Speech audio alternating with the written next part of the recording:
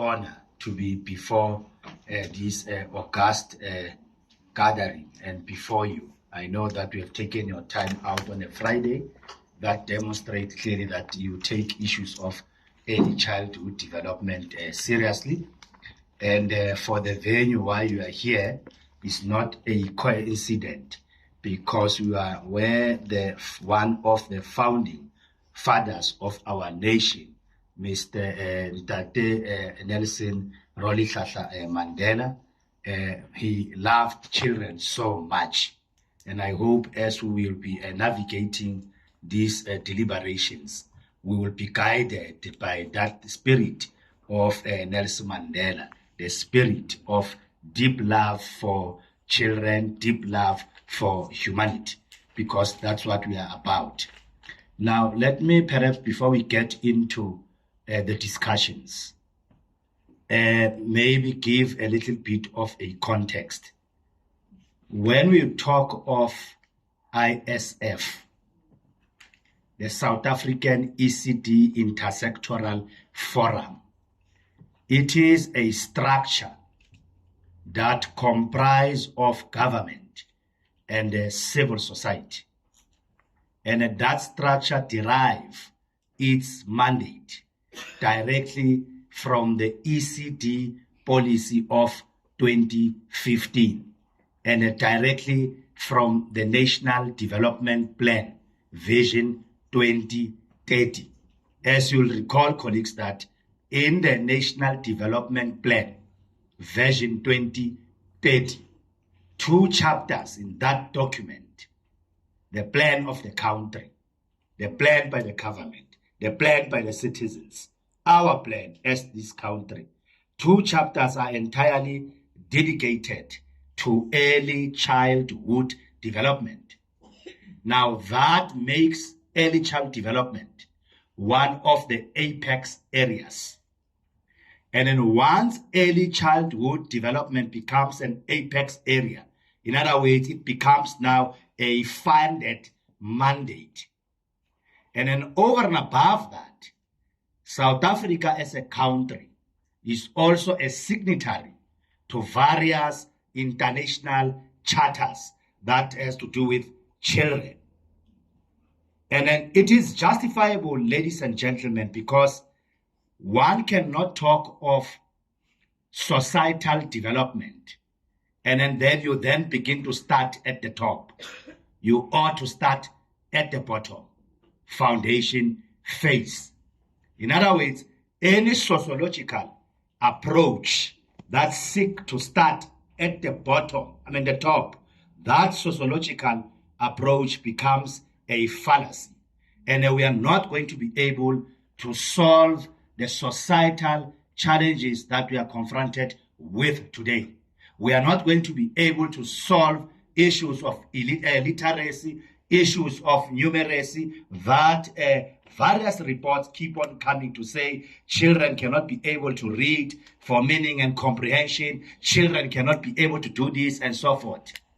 And then we are not going to be able to have active adult responsible citizenship later in life, because we have started at the top. We ought to start in early child development.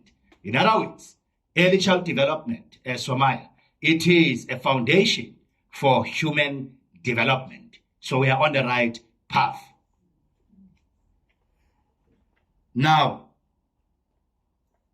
the presentation was done by my colleague, Aus Mantwa, Aus Nteki. I hope we have been paying attention. She has given a brief summary of what is it that we seek to achieve.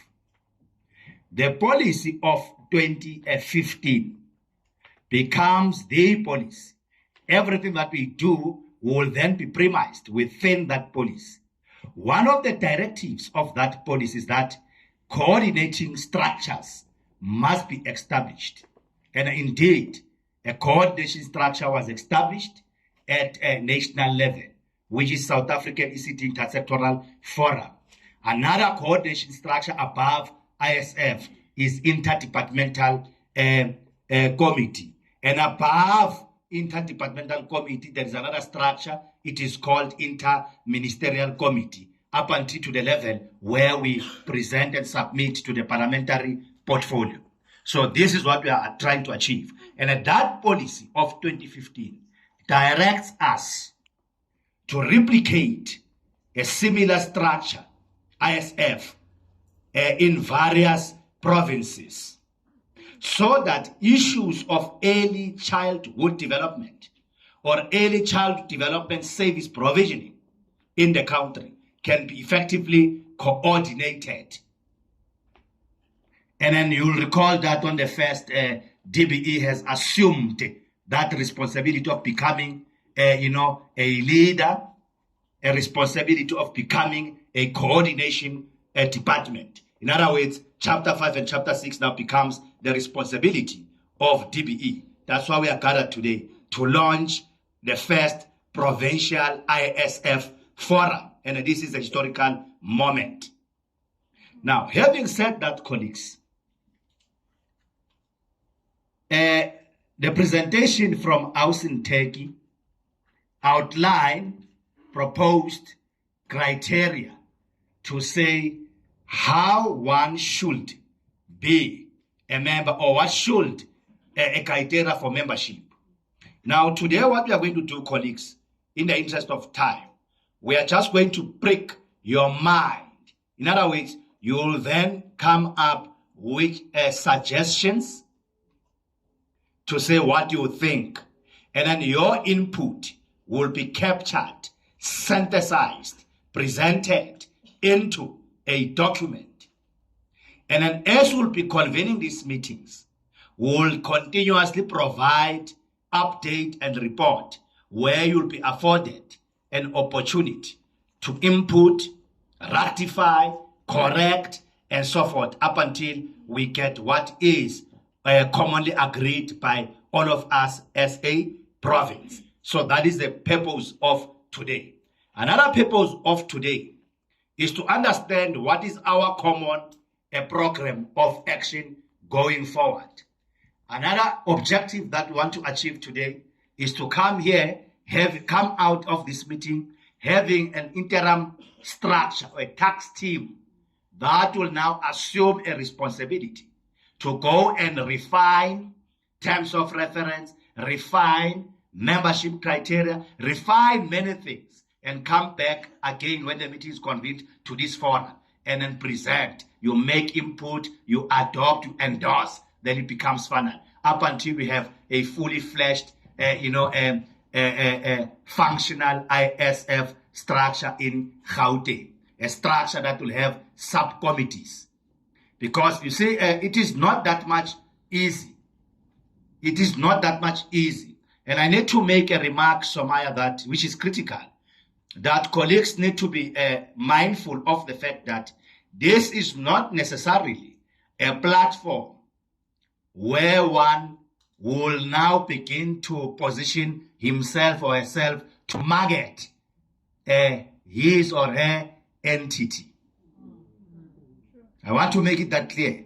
This is not a platform where people, they will come because they just want to market themselves. Once you serve in the structure and once you become member of the structure, you collapse to be what you used to be. In other words, you collapse to be that entity. You only serve the interest of the province.